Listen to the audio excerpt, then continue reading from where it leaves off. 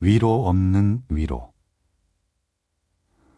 말에 진심이 빠지면 소리는 곧 바스러질 것처럼 건조해져서 상대의 귀에 기분 나쁘게 거슬린다. 할 말이 없으면 차라리 시선을 낮추고 침묵 안에서 가만히 상대의 말을 기다린 게 낫다. 입은 다물고 귀만 열어두는 것이다. 그러면 차츰 들리고 차츰 보이기 시작해서 상태의 윤곽을 느낄 수 있다. 사람에 대한 위로는 서툴수록 좋다. 위로한답시고 나서기보다 그랬구나 하며 가만히 고개만 끄덕여주는 게 차라리 낫다. 30 중반이었다. 한동안 소식이 끊겼던 친구에게서 전화가 왔다. 수학이 너무 고꾸라진 목소리가 비틀대며 넘어왔다. 말끝마다 후 하는 취임새가 들어가는 걸 보면 벌써 어지간히 취한 듯했다. 마침 집에 가려고 나온 터라 발길을 돌려 논현동을 향했다. 실내 포차에서 닭발의 소주로 시작한 술자리는 1차, 2차, 3차를 브레이크 없이 달렸다. 늦가을 홍시처럼 빨갛게 달아오른 얼굴로 그가 나에게 물었다. 너 냉장고에 한열을 넣어둔 밥 먹어본 적 있냐? 아니. 그래, 먹지 마. 그런 건 먹으면 안 되지. 그런 건 버려야지. 내가 그 찬밥 같아. 버리긴 못하고 먹을 수도 없이 말라 비틀어진. 나는 듣고만 있었다. 애초에 용건이 있어서 만나잔 게 아니라는 건 알았다. 그는 마치 망가지기 직전의 인생 앞에서 마지막 넋두리를 하려는 듯 멍한 눈을 하고 있었다. 속사정을 듣지 못해도 섣불리 어떤 위로의 말을 건네서는 안 될 것 같았다. 이 밤 그에게 필요했던 건 그가 쏟아내는 말을 모조리 소용하고 흘려줄 사람이었을 것이다. 아마 그 역할에 내가 생각난 것일 테고. 괴종식의 추처럼 흔들리는 그를 보며 냉장고 속 말라 비틀어진 밥을 생각했다.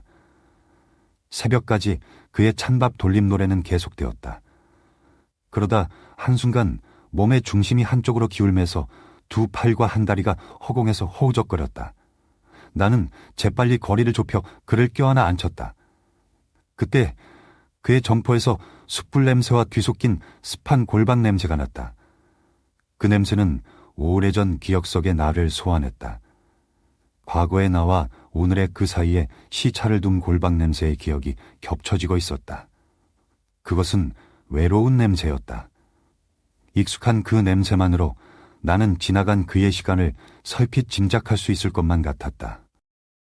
이날 임용 발표가 있었고 4번째 불합격 통지를 받은 날이었다는 것을 술자리를 파할 때쯤 알게 됐다. 도로 가장자리에 걸터앉아 꼬벅꼬벅 졸다가 이따금 뭉개진 발음으로 흘리는 다 끝났어. 미안해. 하는 그를 바라봐주는 게 내가 할 수 있는 일의 전부였다. 그는 널어놓은 빨래처럼 이리저리 흐느적거렸다. 그가 그토록 미안해한 사람은 합격자 발표날 밤늦도록 연락을 기다린 가족들이겠지. 사랑하는 사람일수록 그들에게는 아픈 말을 감추게 된다. 그 말들은 가슴 속에 차곡차곡 쌓이다 말하지 못한 무게를 안고 혼자 깊은 곳으로 가라앉고 만다. 그것이 외로움이다. 이 밤 가족이 아닌 나에게 연락한 것은 아마도 이유가 있을 것이다. 이 소식이 괜찮을 수 없는 가족에게 괜찮다는 위로를 받게 될 자신의 처지를 생각했을 것이다. 그때 어떤 표정을 지어야 할지를 생각하다 난감했을 것이다. 대낮에 홀로 서 있는 듯한 민망함과 지독한 좌절감을 견디기 힘들었을 것이다. 그래서 그는 적당한 거리에 있는 나를 택했는지도 모른다. 위로와 무관심 사이 그 미묘한 균형점에 있는 나를. 나 또한 그의 지난 4년에 대해 아는 게 없었다. 오르는 세월을 뛰어넘어 한참 만에야 만났고 이 미약한 연대감은 반나절 술 몇 잔으로 끈끈해질 게 아니었다. 그의 상처에 덧댄 반창고 같은 말이 나에겐 없었다. 슬쩍 들춰본 나의 말들은 그에게 어떤 위로도 되지 않을 것이었다. 괜찮아. 힘내 따위의 상투적인 말이 행여나 튀어나오지 않도록 나는 마음을 단속했다. 새벽 2시가 넘도록 그는 떠들었고 나는 들었다. 가끔 들릴 듯 말 듯 그랬구나 하며 소심히 맞장구를 치는 게 내 말에 전부졌다. 술에 취해 엉망이 된 그는 갈지자 걸음으로 비틀거렸다. 의식이 없으면서도 어깨를 부축하는 내 손을 반사적으로 뿌리쳤다. 대로변에서 한참 실랑이를 벌인 끝에 비상등 깜빡이는 택시 안으로 그를 겨우 밀어넣었다. 오늘은 아무 생각 말고 그냥 자. 뒷자리에 앉자마자 쓰러지듯 창에 기댄 채 그는 잠이 들었다. 멀어지는 택시의 꼬리등이 코너를 틀며 사라질 때까지 나는 시선을 떼지 못했다. 내일 아침 눈을 떴을 때 천장을 응시하며 현실 앞에 낙담할 그의 절망 가득한 눈동자를 생각했다. 쓰린 속을 달래려 라면을 끓이면서 달걀을 넣을지 말지 순간 고민하는 스스로 생각해도 어이없어하는 그의 표정을 생각했다. 상황 파악 안 되는 시격에 찡그린 그의 얼굴 주름을 생각했다. 같은 밤을 보냈지만 다른 아침을 맞이할 그를 보내며 나는 말할 수 없는 미안함을 느꼈다. 그렇다고 뭘 해줄 수도 없었다. 아무것도 한 게 없었지만 아무것도 해서는 안 될 밤이었다. 택시가 사라진 후 나는 홀로 새벽길을 걸었다. 주머니 속에 손을 넣고 길가의 작은 돌멩이를 툭툭 차며 걸었다. 다음 날 괜찮냐는 문자를 보냈다. 말줄임표 3개를 찍었다가 지웠다. 하지만 답장은 오지 않았고 나도 더는 묻지 않았다. 몇 달 후 그가 학원에서 강의를 시작했다는 소식을 전해들었다. 처음에는 주말 특강 몇 개를 맡는 아르바이트 수준으로 시작했지만 곧 메인 강사로 채용되었다고 했다.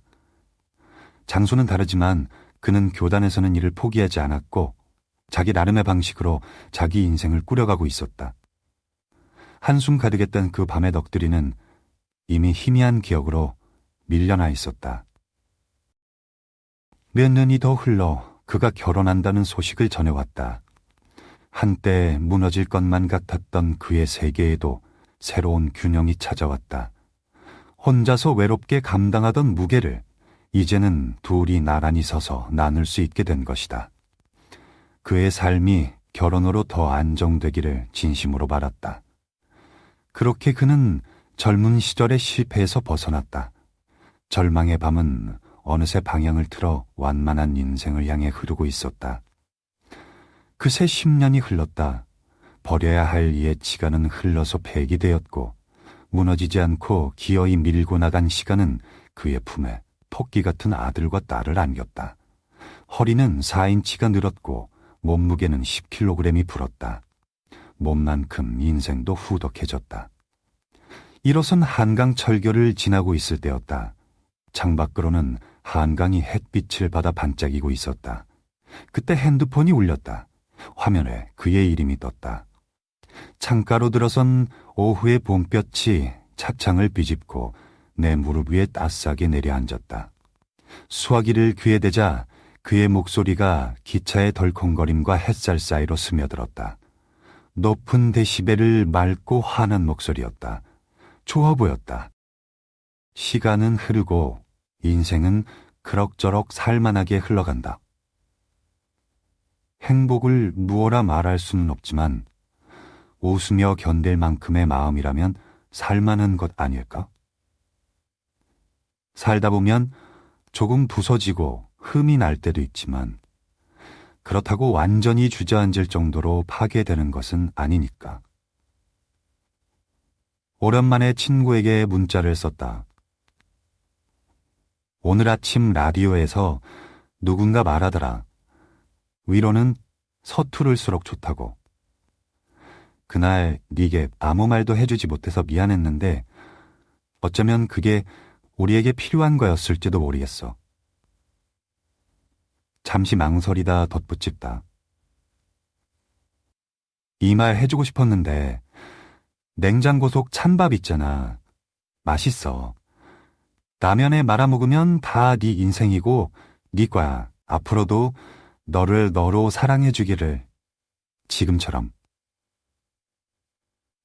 그러고는 보내기 버튼을 누르려다 핸드폰을 내려놓았다. 어쩌면 이 문자도 보내지 않는 게 나을 것 같았다. 창밖으로 보이는 하늘은 맑았다. 위로는 서툴수록 좋다. 이정훈 지음. 책과 강연